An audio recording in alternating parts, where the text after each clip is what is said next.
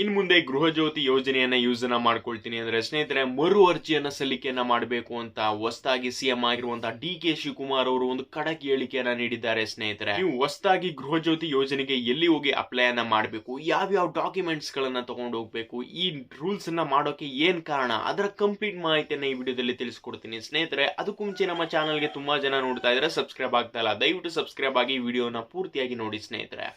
ಮೊದಲನೇದಾಗಿ ಸ್ನೇಹಿತರೆ, ಸಾಕಷ್ಟು ಜನ ಏನ್ ಮಾಡ್ತಾ ಇದ್ರು, ನಾರ್ಮಲ್ ಬಡವರು ಕೂಡ ಗೃಹ ಜ್ಯೋತಿಯನ್ನ ಯೂಸ್ ಮಾಡ್ಕೊಳ್ತಾ ಇದ್ರು, ಶ್ರೀಮಂತರು ಕೂಡ ಯೂಸ್ ಮಾಡ್ಕೊಳ್ತಾ ಇದ್ರು. ಶ್ರೀಮಂತರು ಕೂಡ ಯೂಸ್ ಮಾಡ್ಕೊಳ್ಳಿ, ಏನು ತಪ್ಪಿಲ್ಲ. ಆದ್ರೆ ಏನಾಗ್ತಾ ಇತ್ತು ಸ್ನೇಹಿತರೆ, ಮನೆಗೆ ಅಂದ್ಬಿಟ್ಟು ಕರೆಂಟ್ ಅನ್ನ ಹಾಕ್ಸ್ಕೊಂಡು ಅವರ ವಾಣಿಜ್ಯ ಕಾರ್ಯಗಳಿಗೆ ಅಂದ್ರೆ ಬೇರೆಯವ್ರಿಗೆ ಅವ್ರಿಗೆ ಬಾಡಿಗೆ ಕೊಟ್ಟಿರ್ತಾರೆ, ಅಲ್ಲಿಗೂ ಕೂಡ ಫ್ರೀಯಾಗಿ ಕೊಡೋದು, ಇಲ್ಲ ಮೇಲ್ಗಡೆ ಅವ್ರ ಮನೆ ಇರುತ್ತೆ, ಕೆಳಗಡೆ ಶಾಪ್ ಇರುತ್ತೆ, ಆ ಶಾಪ್ಗೆ ಫ್ರೀಯಾಗಿ ಕರೆಂಟ್ ಅನ್ನ ಕೊಡೋದು, ಆ ರೀತಿಯಾಗಿ ಮಾಡ್ತಾ ಇರುವಂತ ನ್ಯೂಸ್ ಸಿಕ್ಕಾಪಟ್ಟೆ ಸರ್ಕಾರದ ಕಣ್ಣಿಗೆ ಬಿದ್ದಿದೆ ಸ್ನೇಹಿತರೆ. ಆದ ಕಾರಣದಿಂದ ಇವಾಗ ಮರು ಅರ್ಜಿಯನ್ನ ಸಲ್ಲಿಕೆಯನ್ನ ಮಾಡಬೇಕು ಅಂತ ಡಿ.ಕೆ. ಶಿವಕುಮಾರ್ ಅವರು ಹೇಳ್ಬಿಟ್ಟಿದ್ದಾರೆ. ಯಾವ್ಯಾವ್ದು ಬೇರೆ ಸ್ಟೇಟ್ ಗಳಿಂದ ಬಂದಿರೋರಿಗೆಲ್ಲ ಇನ್ ಮುಂದೆ ಸಿಗಲ್ಲ ಈ ಸೌಲಭ್ಯಗಳು.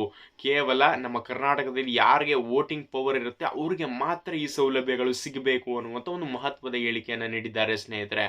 ಆಮೇಲೆ ಸ್ನೇಹಿತರೆ, ಇವಾಗ ನೀವು ಗೃಹ ಜ್ಯೋತಿ ಯೋಜನೆಗೆ ಅಪ್ಲೈಯನ್ನ ಎಲ್ಲಿ ಹೋಗಿ ಮಾಡಬೇಕು ಅನ್ನೋದು ಒಂದು ನಿಮಗೆ ಡೌಟ್ ಇರುತ್ತೆ ಸ್ನೇಹಿತರೆ. ನಾಡ ಕಚೇರಿ, ಗ್ರಾಮ ಒನ್, ಹಾಗೆ ಮೈಸೂರು ಒನ್, ಈ ರೀತಿಯಾದಂತಹ ಪ್ಲೇಸ್ಗಳಲ್ಲಿ ನೀವು ಅಪ್ಲೈಯನ್ನ ಮಾಡ್ಬೋದು ಸ್ನೇಹಿತರೆ. ಯಾವ್ಯಾವ ಡಾಕ್ಯುಮೆಂಟ್ಸ್ ಅನ್ನ ತಗೊಂಡೋಗ್ಬೇಕು ಅಂತ ಅದು ಕೂಡ ನಿಮಗೆ ತುಂಬಾನೇ ಕನ್ಫ್ಯೂಸ್ ಇರುತ್ತೆ ಸ್ನೇಹಿತರೆ. ಮೊದಲನೇದಾಗಿ ಬಿಲ್ ಯಾರ ಹೆಸರಲ್ಲಿ ಬರ್ತಾ ಇರುತ್ತೆ ಸ್ನೇಹಿತರೆ, ಅದೊಂದು ಕರೆಂಟ್ ಬಿಲ್ಲು, ಅಲ್ಲಿ ಒಂದು ಐಡಿ ಇರುತ್ತೆ ಸ್ನೇಹಿತರೆ. ಆದ ಕಾರಣದಿಂದ ಕರೆಂಟ್ ಬಿಲ್ ಅನ್ನ ತಗೊಂಡು ಹೋಗ್ಬೇಕು. ಕರೆಂಟ್ ಬಿಲ್ ಯಾರ ಹೆಸರಲ್ಲಿ ಬರ್ತಾ ಇರುತ್ತೆ ಸ್ನೇಹಿತರೆ, ಅವ್ರದ್ದೊಂದು ಆಧಾರ್ ಕಾರ್ಡು ಮತ್ತೆ ಆಧಾರ್ ಕಾರ್ಡ್ಗೆ ಲಿಂಕ್ ಆಗಿರುವಂತ ಫೋನ್ ನಂಬರ್ ಸ್ನೇಹಿತರೆ. ಇವು ಮೂರನ್ನು ತಗೊಂಡು ಹೋಗ್ತು ಅಂದ್ರೆ ತುಂಬಾನೇ ಸುಲಭವಾಗಿ ನೀವು ಅಪ್ಲೈಯನ್ನ ಮಾಡ್ಕೊಳ್ಬಹುದು ಸ್ನೇಹಿತರೆ. ಹಾಗೆ ಸ್ನೇಹಿತರೆ, ಇವಾಗ ನನ್ನ ಹತ್ರ ಮೂರು ಕೂಡ ಇದೆ, ನಾನು ಇವಾಗಲೇ ಹೋಗಿ ಅಪ್ಲೈಯನ್ನ ಮಾಡ್ಬಿಡ್ಲಾ ಅಂತ ಹೇಳಿದ್ರೆ ಸ್ನೇಹಿತರೆ, ಡಿ.ಕೆ. ಶಿವಕುಮಾರ್ ಅವರು ಇವಾಗ ಸ್ಟೇಟ್ಮೆಂಟ್ ಅನ್ನ ಕೊಟ್ಟಿದ್ದಾರೆ ಸ್ನೇಹಿತರೆ. ಕೊಟ್ಟಿದ್ದಾರೆ ಅಂದ್ರೆ ಇದು ಜಾರಿ ಆಗೇ ಆಗುತ್ತೆ. ಹಾಗೆ ಇದು ಜಾರಿ ಆಗ್ಬೇಕು ಅಂದ್ರೆ ಸ್ನೇಹಿತರೆ ಕನಿಷ್ಠ 2 ರಿಂದ 3 ವಾರ ತಗೊಳುತ್ತೆ ಸ್ನೇಹಿತರೆ.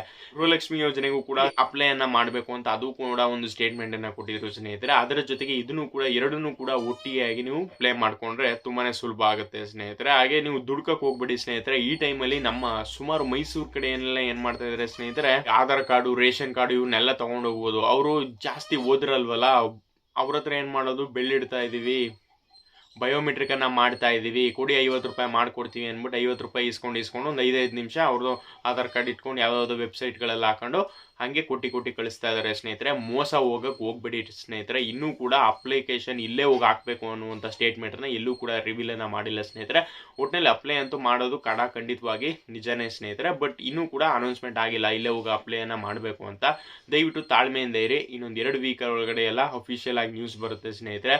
ಇವಾಗ ಆಲ್ರೆಡಿ ಸ್ಟೇಟ್ಮೆಂಟ್ ಅನ್ನ ಪಾಸ್ ಮಾಡ್ಬಿಟ್ಟಿದ್ರೆ ಇಲ್ಲೇ ಹೋಗಿ ಮಾಡಿಸ್ಬೇಕು ಅನ್ನುವಂಥ ನ್ಯೂಸ್ ಬಂದೇ ಬರುತ್ತೆ ಸ್ನೇಹಿತರೆ. ಅವಾಗ ಹೋಗಿ ನೀವು ತುಂಬಾನೇ ಸುಲಭವಾಗಿ ನೀವು ಆಧಾರ್ ಕಾರ್ಡು, ಕರೆಂಟ್ ಬಿಲ್ ಯಾರ ಹೆಸರಲ್ಲಿ ಬರ್ತಾ ಇದೆ ಅವ್ರದ್ದು ಆಧಾರ್ ಕಾರ್ಡು, ಕರೆಂಟ್ ಬಿಲ್ಲು, ಹಾಗೆ ಆ ಫೋನ್ ನಂಬರ್ ಲಿಂಕ್ ಆಗಿರುವ ಫೋನ್ ನಂಬರ್ ಸ್ನೇಹಿತರೆ, ಈ 3 ಡಾಕ್ಯುಮೆಂಟ್ ಅನ್ನ ತಗೊಂಡು ಹೋಗ್ತು ಅಂದ್ರೆ ತುಂಬಾನೇ ಸುಲಭವಾಗಿ ನೀವು ಅಪ್ಲೈ ಅನ್ನ ಮಾಡ್ಕೊಳ್ಬಹುದು ಸ್ನೇಹಿತರೆ.